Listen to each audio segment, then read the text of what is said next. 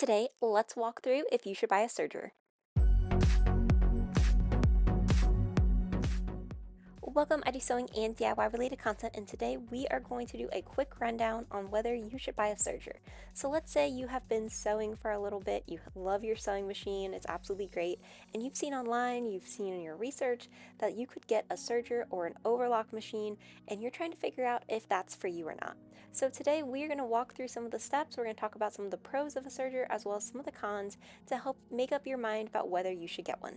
So first, just starting off, what is a serger? So this is a specialized sewing machine, and also known as an overlock machines, that are fantastic for finishing seams, so really creating those professional looking hems and working with stretchy materials. So a serger can help you if you're working with a lot of knits, if you think you're going to be wanting to make them very quickly, a serger could be a really great option.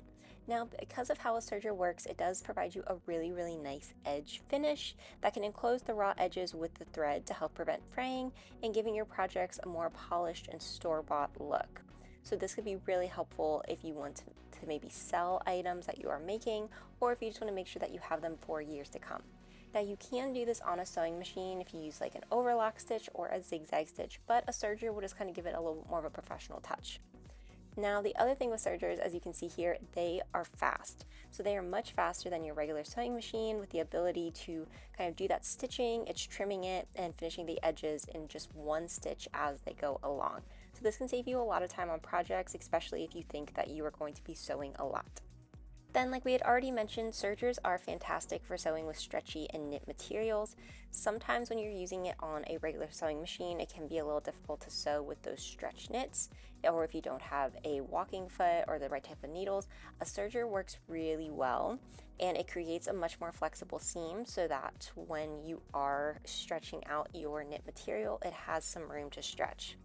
In addition, that serger stitch is going to be very strong, very durable. It's actually 4 stitches is like the normal serger 4 stitch thread.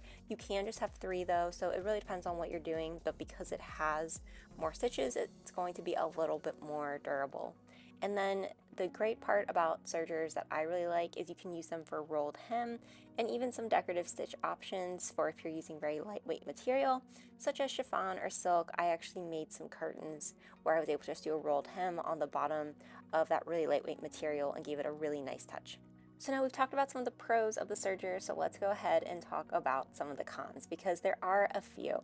The first is that it's going to be an added cost, right? So you're going to have to buy the serger, you're going to have to maintain it, you're going to have to do maintenance. Sergers actually come with a lot more maintenance than your regular sewing machine, so you are going to have to use oil on it, you are going to have to clean it. As you can tell, especially when you are using the serger and it's trimming off that fabric, it gets dusty, it gets threads, it gets fabric inside of it, so there is more cleaning, there is more processing that has to be done, so this does take more time.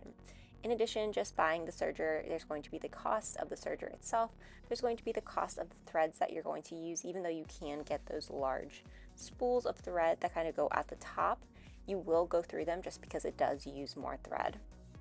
There's also a bigger learning curve for a serger, so as we just talked about, there's more threads. More threads mean that there is a higher learning curve.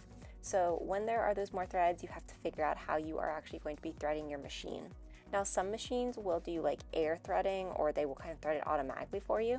As you can anticipate, those cost a lot more money than the ones that you have to manually thread. So that's another added cost that you'd have to think about. Do you want something that can thread these for you so that you don't have to worry about it? Or are you going to buy one that you're manually going to do yourself? And then also, a serger is not a replacement for a sewing machine. So a lot of those items that you are sewing on your sewing machine, you'll still need. So it's not like if you get a serger, you can get rid of your sewing machine. So you're going to need to have both so that you can go back and forth. And some projects will actually require you to use both while you are working on it. So think about that when you are trying to figure out where would you put it, where would you have space for it, and just know that buying the serger is not going to be completely getting rid of your sewing machine. For the sewing machines, you'll still need to sew buttonholes, zippers, perform those basic straight stitches that are needed for so many different projects. So my biggest piece of advice when you are thinking about should you buy a serger is just how often are you going to use it? So for my serger, I use it pretty frequently, so it was a great purchase for me. Now, everything we talked about today, I do have in a blog post in case you want even more information. I hope you enjoyed this video and it helped you decide if you should get a serger or not. If it did, be sure to like, comment, and subscribe, and I'll see you next time. Thanks for watching.